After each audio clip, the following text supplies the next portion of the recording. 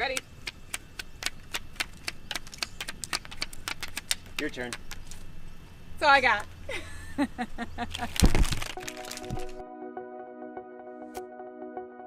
It's good to have you in the car all the time. Because we met when we were kids. Yeah. I'm hosting a talk show. You were just starting to make a name for yourself in Cleveland and kind of making the rounds in local television. Yeah, it was crazy. Studio 3, I think, was one of the first Oh my shows. gosh. That show, I think that was on for like a full 2 weeks. So you must have known. Oh, I made it on there. I still have the footage. No, because it grew into a bigger show, which would have been why. But for you with like magic, do you remember the first magic show you ever saw where you're like, okay, this is so cool and I love this? Yeah, I saw a few different like festivals around where I grew up. I saw things like that. And then during Thanksgiving, they had a magic show on ABC. I think it was called World's Greatest Magic. And that was something that they did every year. And Alan Thicke, I think, was the host. And they always put on really good magic acts. So that's where I really got interested. That was probably when I was 10 years old. Were you more interested in the, like, figuring out how do they do that factor? Or were you just interested in the, like, awe of the illusion? I always wanted to know how it was done. So I would watch things over and over again. Slow motion. Back then, you'd have to put it on VHS. So you would have to pause and rewind. It wasn't as easy as today with DVR and slow motion and all that kind of stuff. Right. And so once you figured out how a magic trick was done, did that then take the magic out of it for you? Because there's something about watching something where you're like, I have no idea how that was done and I kind of want to know, but I don't really want to know. That's exactly. I mean, once you know all the secrets, I mean, magic's ruined for you. So, you know, you have to make sure you're always, if you're a magician out there and you're trying to create stuff, you're always trying to create material that's new and different and things that magicians can't figure out. Do you like when there are magicians who end up doing the like show and tell and revealing the trick, or does that kind of turn you off? It doesn't really happen that often. Most of the magicians that are teaching us how to learn how to do tricks, you would either go to magic conventions. There's one in Ohio called Magi Fest. There's one in Las Vegas that happens every couple of years called Magic Live. And there's lots of other different conventions, but those are the two conventions that I've been to. And I just went to one in LA 2 weeks ago called CardistryCon, and it was really cool. It was no magic. It was just the way that people move cards with their hands. When I watch you do magic tricks, I mean, especially you've done a lot of like the card tricks. You seem to have mastered the card tricks. And like cutting things in half. Which, by the way, when did you realize that a card could act like a knife? Oh man, I was.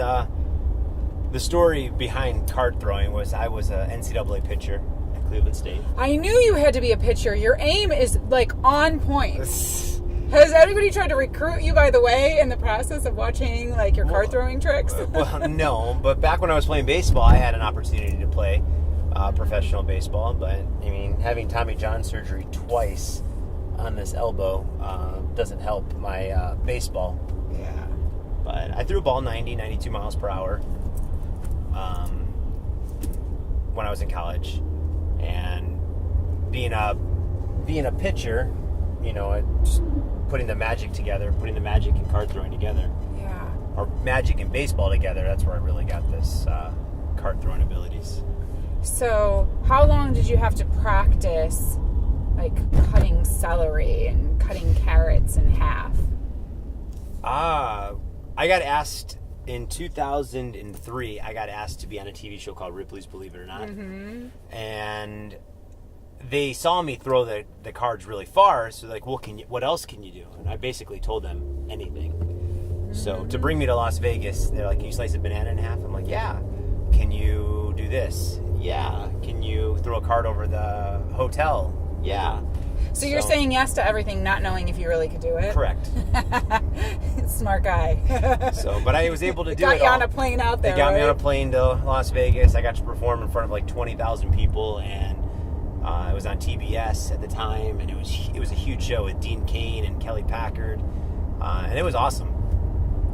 Let's go through some of the shows you've been on, because you've been on a lot of impressive shows. Okay, America's Got Talent. Sure. What was that experience like for you? America's Got Talent was an awesome opportunity. I got to try out in Philadelphia. They actually flew me out there, and I got to perform in front of the judges, Piers Morgan, Sharon Osbourne, and Howie Mandel. Mm-hmm. I got to bring Nick Cannon out, and we ended up throwing cards, slicing some celery in half. Yeah. A couple things that didn't get shown on TVs was we got to pop some balloons over the judges. I got to break a whole bunch of other vegetables. It was a great experience. Can you tell when people are impressed with what you're doing or when they're like not into it? I mean, they're always into it. Card throwing is something that no one gets to see. So okay, it's something that it's a unique talent. I mean, there's not many people in the world that can do card throwing. But it's fun. I mean, it was just it was a hobby that became a career. It was a niche in my magic show that just became something insane. So talk about Shark Tank, because I love that show. Okay, Shark Tank was awesome. So my wife and I, we were watching the show, and we're like, hey, that'd be a really cool idea to pitch a show. No one's ever done that before on Shark Tank. So I got on the computer that night. I sent them a pitch, and I didn't hear anything back for 6 months.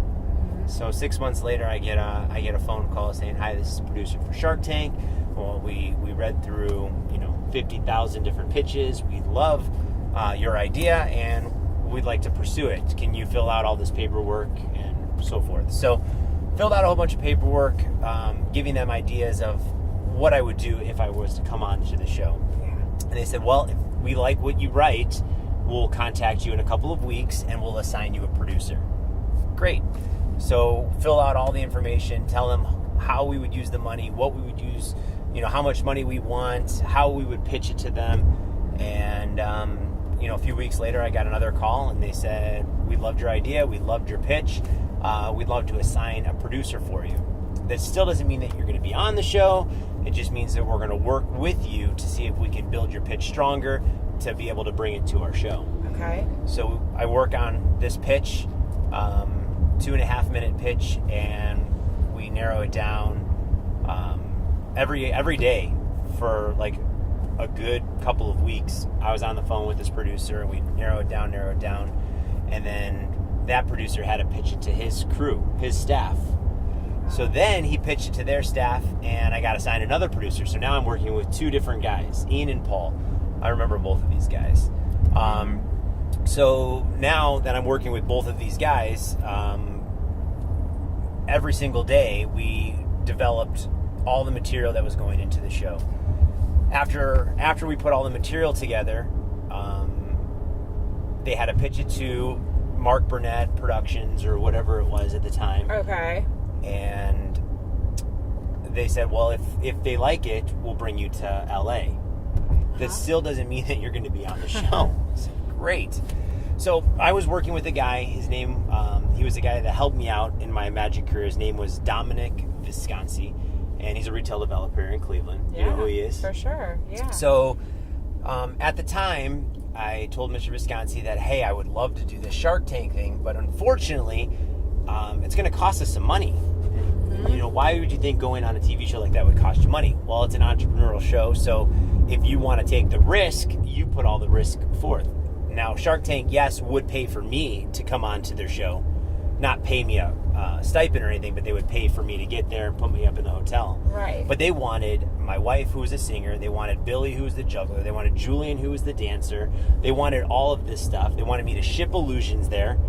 This is not just you going out. No. You've got to have a whole team of people to pull this off so that it looks big and impressive. Right. And then being that it was such last minute and it wasn't guaranteed to be on their show, it wasn't just a $300 plane ticket. It was like an $1,800 plane ticket. Yeah. Okay? Yeah. So we go to Mr. Visconti. He gets all of his investor friends together. They all sit there in a row. We pitch our ideas to them like real life sharks. And they gave us feedback. They gave us honest feedback. They gave us questions. They gave us answers. And then we were able to use all of that on the actual show. But going back to not taking the risk. It was a $10,000 risk. And it wasn't... It's a lot of money. It wasn't a $10,000 risk for someone that's just a magician, but someone that might not even be on the show. Right. That's a lot of money just to say, hey, well, he's an angel investor of mine. He's helped me throughout my entire career. One of the best guys that I've ever met. But anyway, he just said, Rick, buy the tickets. And I said, I don't know. He's like, buy the tickets. I'm like, okay, we'll buy the tickets. So we bought the tickets. We bought the hotel. We bought everything. We shipped the Illusions there. Yeah. We pitched it in front of the production. There was 20 acts or 40 acts that came to LA, and only 20 of them were going to be on the show. Okay. And 40 acts that come to LA. Yes. Only and then 20 are going to make it on the show. 20 of them are going to perform. No guarantees. Correct. And Mr. V had faith in us, and he made that investment in my magic career and said, just keep doing what you're doing. He goes, you no need to pay me back. Just keep doing what you're doing.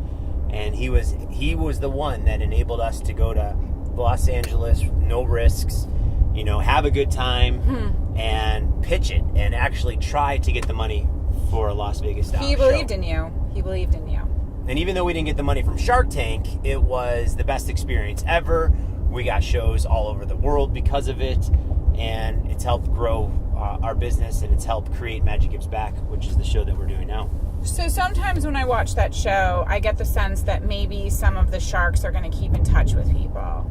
Did you develop any relationships with any I've of kept the in sharks? contact. I've had correspondence with Mark Cuban a few times, and things that you wouldn't know behind the show. So we're on air for 6-7 minutes on national TV, but we're in that room for an hour or more. And one of the things Mark Cuban said during the thing that wasn't on actual air was, hey, I'd love to give you $200,000, see where it takes you, and then, a couple years down the road, if we're ready for a Las Vegas show, then we can, talk then. And then the producers come in and stop that, and they're like, hey, sorry, you cannot take anything less than what you asked for. You came here asking for $1.5 million. You either get $1.5 million or you get nothing. So Really? then they went back into the show, and then Cuban reworded it. He's like, I would have loved to give you $200,000. And then I said, I would have loved to take $200,000 and see where our relationship built. And then Barbara stepped in right there. She's like, so you're going to give up on your dream that easily? You're going to be the sellout? You're going to take the $200,000 and leave? And I'm like, well, no, that's not what I'm saying. She's like, well, for that reason, I'm out. And they worked against each other a little bit. But for a little bit of drama, do you think? Oh, yeah, the drama was there because Robert also showed huge interest off camera. He says he would have much rather given me a certain amount of money to see if I grew with him to be able to find out if we can turn into a Las Vegas show eventually. Wow. So, but that was, would you say that became sort of a career-changing moment in a way because not only do you have somebody who'd already been a supporter of yours give you money that's no guarantee, then you're in front of extremely successful people who have had successes and failures but know how to make something work, and they're saying to you, I like what you're doing. At the time that we were on Shark Tank, it was season 3, episode 2, and the time we were on there, we asked for the most money ever. So that was $1.5 million that we asked for 20% equity in my company. Things that didn't make air, we were going to give them a 3 times preference, which means we were going to pay them 3 times their money before they started making their 20%. It was really thought out. Yeah, everything was written out. Mr. Visconsi and his crew of guys helped us put together a pitch that should have worked. It's interesting because your brain is a creative brain, right? Did you always have business instinct, or did you have to learn from people along the way? Oh, you learn from people along the way all the time. But I have a business background. I have a degree in business marketing and management.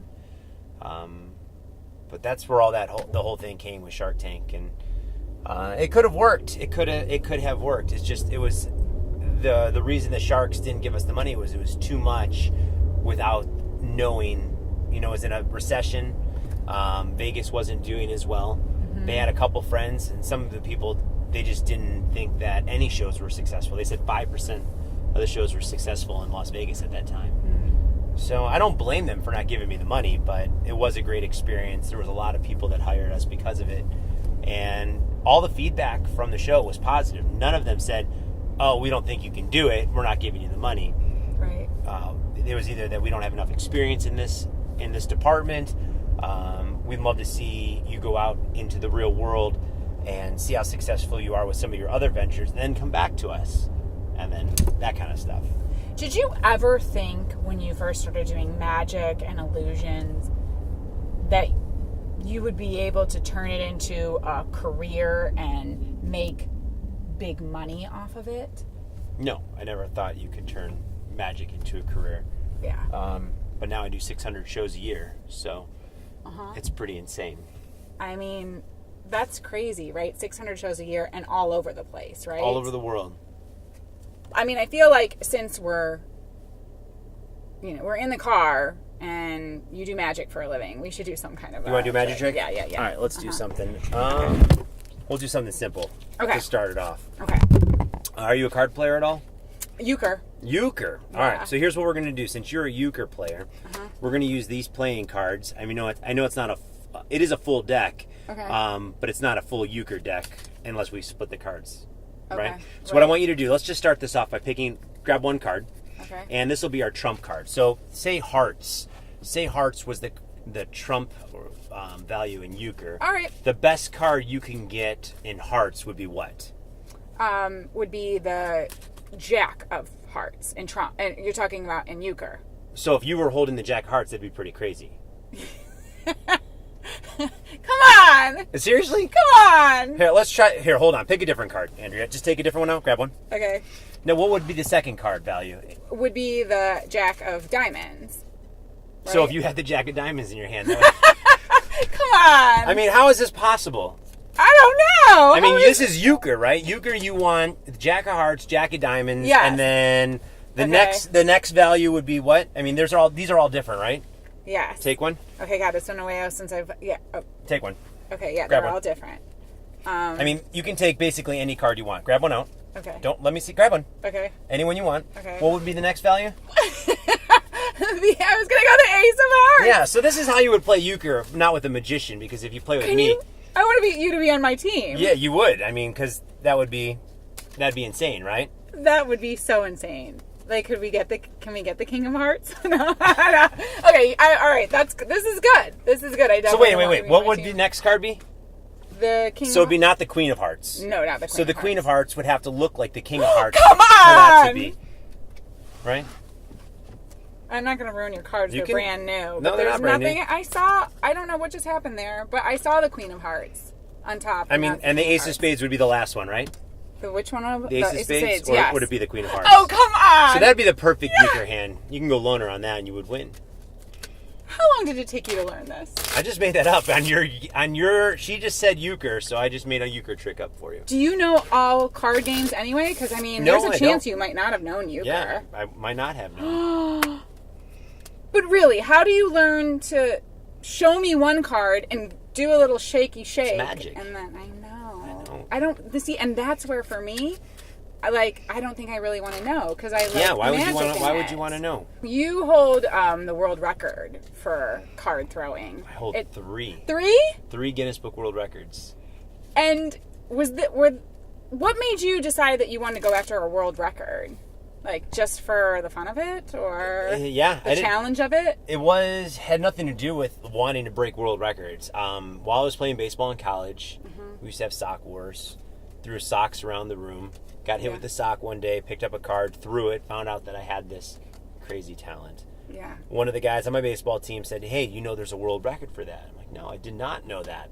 Brought in the Guinness Book of World Records. We all looked at it. We saw the record was 201 feet. And it was held by Jim Carroll. And they're like, "Can you break this?" I'm like, "Yeah, let's set it up." Right. So we contacted Guinness. We contacted the Plain Dealer. We contacted WKYC, Fox 8, Channel 5. And everyone came. Everyone came to the Convocation Center, Cleveland State Convocation Center, which is now the Wolstein Center. And I got myself on the front page of the Plain Dealer with my mouth wide open, throwing a playing card. Like, it was ridiculous. And went to Associated Press, broke the Guinness Book World Record, throwing a card 216 feet 4 inches. Wow. And it was history from there. So I had no urge to break world records. After I found out there was a world record, I wanted to break it. And then once you break one, are you then wanting to always push yourself to, like, break your own record? That's going to be a hard record to break. Yeah, I know, right? I broke it while I was playing baseball, throwing ball 90 miles an hour. So, I mean, if you want to break that world record, I'm going to tell all your guests, start playing baseball and learn how to do it, because that's the only way. That's the only way I can actually imagine someone be able to break that record. I'd love to see you team up with, like, the Indians, though, then, right? I do stuff with Indians every week.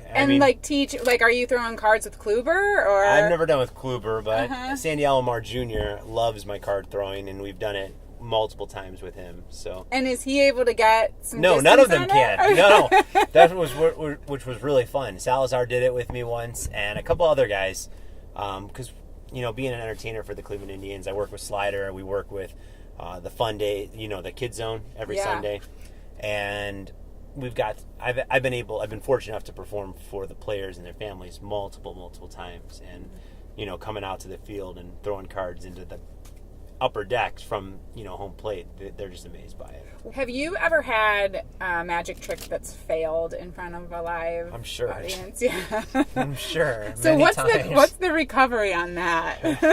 Is there a go-to phrase when it doesn't play off well? Let me try that again. No, I don't know. Or just move on, like they never saw it. Or start another trick. So yeah, it can happen. Or you can cover it up by doing something different, like another trick. Or there's lots of ways to do it. But. And that's just practice. Practice. If you're a seasoned performer, you can pretty much get out of a trick that you mess up. And I mess up. Everybody does. Yeah, we're human, right? Eventually you're going to mess up on something. Absolutely. But you're pretty comfortable with that stack of cards in your hand. Like, I feel like that's almost an extension of you now. Right? It's pretty crazy. This Cardistry Con thing that I went to in LA, they do stuff that's ridiculous. Stuff that I want to get into. I don't know if I can do this. We'll try. I learned this past weekend or 2 weekends ago. Okay. It's where you can actually take every other card, something like that. Okay. And be able to do where it just falls into your hand, and then you can kind of do like a waterfall like that. Wow. Okay. So, but the cardistry stuff that they do is just phenomenal, and something that I really definitely want to get into. Yeah, it takes shuffling a deck of cards. I've been doing this kind of stuff for years, but the stuff that they do, these kids that are 12, 13, 14 years old, can handle these decks of cards better than the top magicians in the world. It's incredible. It is. Absolutely incredible. There's always something new to learn. By the way, so the other day, knowing that you were going to be coming in the car and doing Driving Cleveland, I wanted to watch a couple old videos, and I come across this video because you've teamed up with Dude Perfect. Yes. Which they are like all brothers, right? And they were good friends. Good friends. Buddies. They were all roommates in college. Okay. And they have a show. It's like extreme sports, kind of. But a lot of what you're doing is very extreme. Yeah. They became famous for doing trick shots. Okay. So basketball, football, they work with celebrities. They work with pro athletes, and now they work with me. And YouTube. So we've talked about this on this show multiple times, that really our phones have become our television sets. And that's where people are watching video, posting video. That's where we get all of our information now. We're stuck to our phones. And YouTube is its own TV channel. And these guys, Dude Perfect, they have, I don't know, it's maybe like 30 million, 29 million followers. They have 21 million followers. 21 million followers? It might be up. It might even be bigger. I don't know. I feel like it just took... Either way, it's multi-millions. Yes. So you do their show. You do a video. Right.